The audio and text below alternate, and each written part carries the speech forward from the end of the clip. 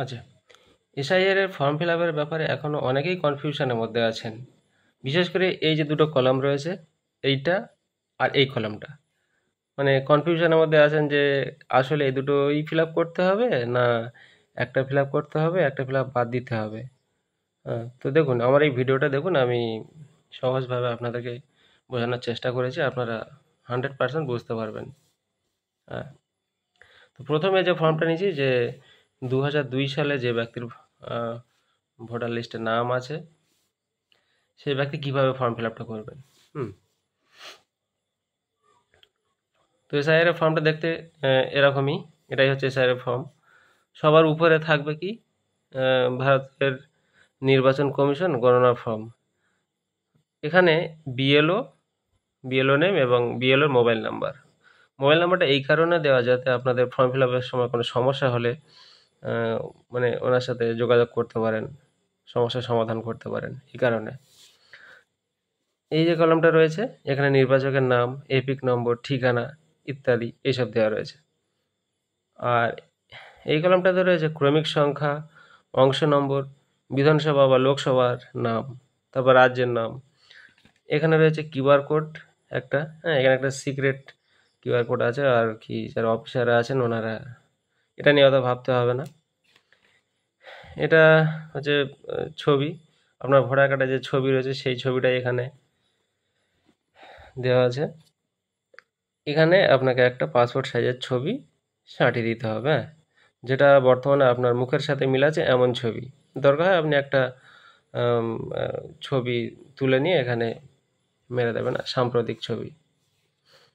এবার মেন যে পয়েন্টগুলো, যেটা আপনাদেরকে মন দিয়ে শুনতে হবে, দেখুন আপনার যদি 2002 সালে ভোটার লিস্টে নাম থাকে, তাহলে প্রথমে আপনার ভোটার কার্ড কিংবা আধার কার্ডের, ভোটার কার্ড দিয়েই করবেন, জন্ম তারিখটা এখানে বসাবেন। আধার নাম্বারটা, নিশ্চয়ই আপনাদের আধার নম্বর আছে, আধার নাম্বারটা এইভাবে পার্ট পার্টভাবে লিখবেন, চারটে চারটে এরকমভাবে লিখবেন। তারপর মোবাইল নাম্বারটা লিখবেন। তারপরে আপনার পিতার নাম, এখানে দুটো অপশান আছে, পিতার নাম আর অভিভাবকের নাম। তো আপনারা সবসময় পিতার নামটা লিখুন। অনেকে মহিলা, মানে যারা বিবাহিত মহিলা, তারা হয়তো স্বামীর নাম লিখবেন, কিন্তু স্বামীর জন্য এখানে দেখুন একটা কলম দেওয়া রয়েছে স্বামী, হ্যাঁ, এইখানে আপনারা লিখবেন। তো এইখানে আপনারা মেয়েরাও বাবার নাম লিখবেন, হ্যাঁ। তারপরে এখানে পিতার বা অভিভাবকের যদি থাকে বলেছে এখানে, লক্ষ্য করুন। তো এইখানে অনেকে আছে না 2002 সালে ভোটার লিস্টে নাম আছে, এপিক নম্বর নেই, আপনারা দেখবেন অনেকেরই নেই। তো তানারা, যাদের এপিক নম্বর নেই লেখার দরকার নেই, আর যাদের এপিক নম্বর আছে এখানে লিখে দেবেন, খুব ভালো হয় লিখলে।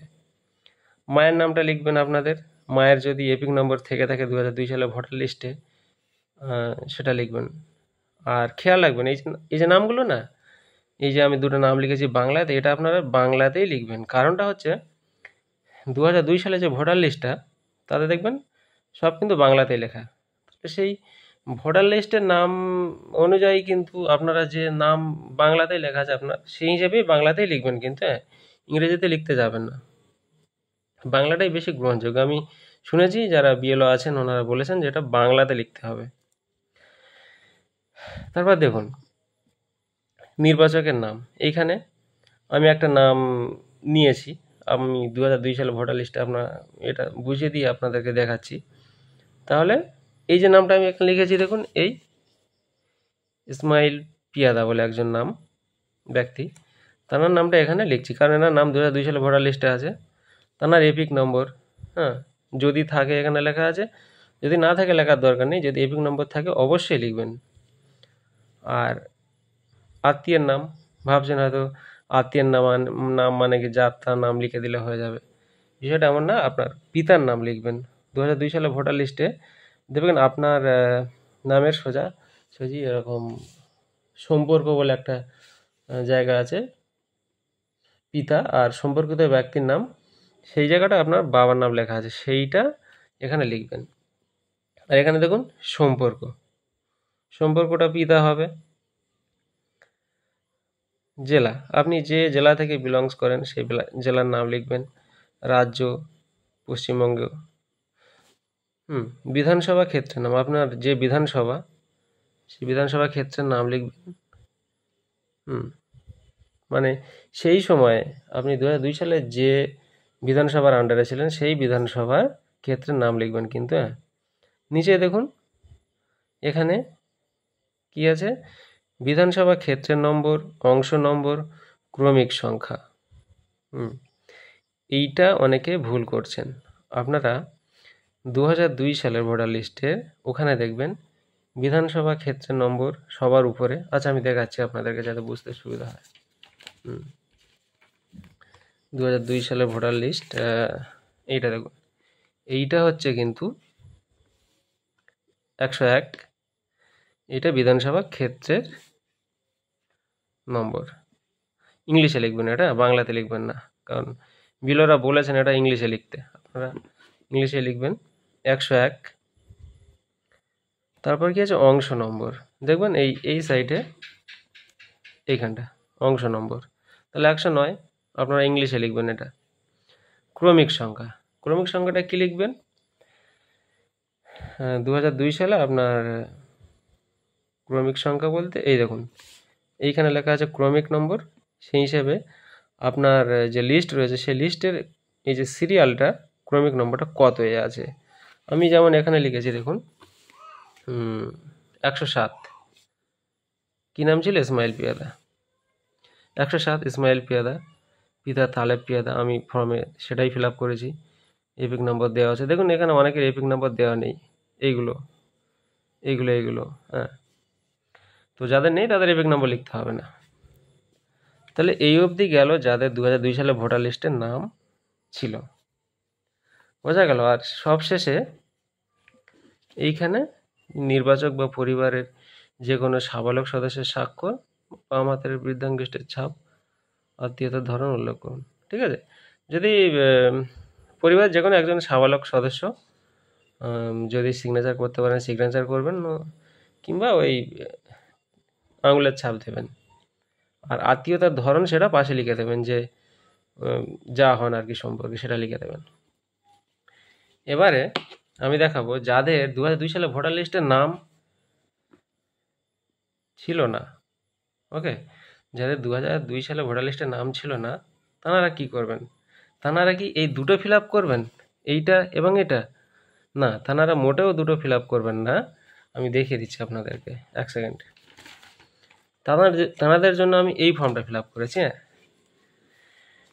দেখুন, তখন তাঁদের কি করতে হবে, যাদের 2002 সালের লিস্টের নাম নেই, এটা আপনারা কিছু করবেন না, পুরো খালি রেখে দেবেন। হ্যাঁ, জাস্ট এইটা লিখবেন। এই জায়গাটা আবার এত সোজাভাবে নেবেন না, আমি বলে দিচ্ছি, দেখে নিন। এটা আমি একটা বিএলওকে দিয়ে ভেরিফাই করিয়েছি এবং ঠিক আছে, উনি বলেছেন। তো দেখুন, আমি একটা নাম নিয়েছি রোহিত গাজী। এগুলো তাকে বললাম যে বিএলওর নাম, মোবাইল নম্বর, এখানে সব কিছু আর নতুন করে বলার দরকার নেই। হ্যাঁ, একটা ছবি এখানে সাটিয়ে নেবেন। এবারে দেখুন আপনাদের কি করবেন। তাহলে দেখুন এই ব্যক্তির জন্ম তারিখ দেখুন 1990। তার মানে বুঝতেই পারছেন 2002 সালে এনার ভোটার হবেই বা কীভাবে, এনার তো বয়স তখন 18 হয়নি। হ্যাঁ, তাহলে জন্ম তারিখ লিখছেন, আধার কার্ডের নম্বর লিখছেন, এইভাবে পাট পাট করে লিখবেন। তারপরে কি লিখবেন, মোবাইল নম্বর, অভিভাবকের নাম যা আছে বাংলায় লিখবেন কিন্তু। হ্যাঁ, অভিভাবকের এপিক নম্বর লিখবেন, মায়ের নাম, মায়ের এপিক নম্বর।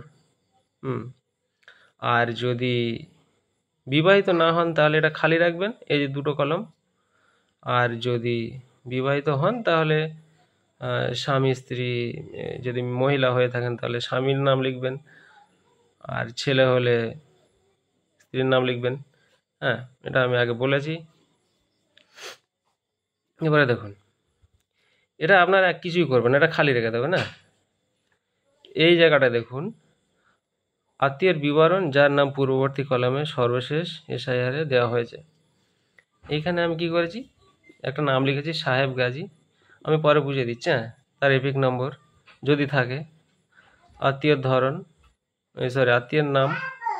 আত্মীয়ের নাম লেখা হয়েছে, সম্পর্ক পিতা, জেলা দক্ষিণ 24 পরগনা, রাজ্যের নাম পশ্চিমবঙ্গ, বিধানসভা ক্ষেত্রের নাম, বাসিন্দী তফসিলি, এভাবে লেখা হয়েছে, ঠিক আছে। এবার দেখুন আমি এটা কিভাবে লিখলাম।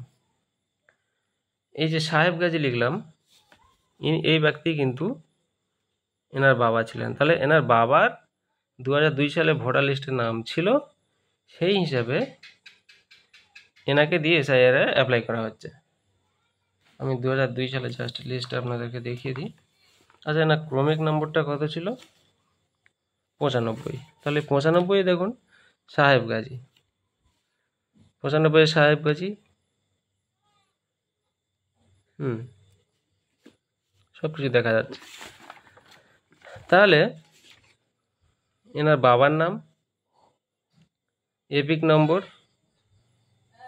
আত্মীয়র ধরন, এই যে নামটা, এইটা অ্যাকচুয়ালি এই সাহেব গাজীর পিতার নাম। অ্যাকচুয়ালি এখানে কি দাঁড়াচ্ছে? রোহিত গাজীর বাবা সাহেব গাজী, সাহেব গাজীর বাবা দেওয়ান গাজী। এখানে এভাবে লিখতে হবে। সম্পর্কটা কি? পিতা। জেলা দক্ষিণ 24 পরগনা, এগুলো তো বললাম। ক্রমিক সংখ্যা এখানে 2002 সালে ভোটার লিস্টে 101।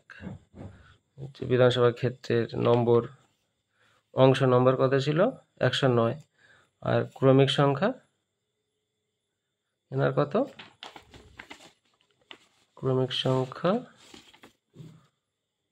95। সেভাবে লেখা হয়েছে। জাস্ট এটুকুই, হ্যাঁ, এর বেশি আপনাদের কিছু করতে হবে না, এর বেশি আপনাদের কিছুই করতে হবে না। আর এর নিচে আপনাদেরকে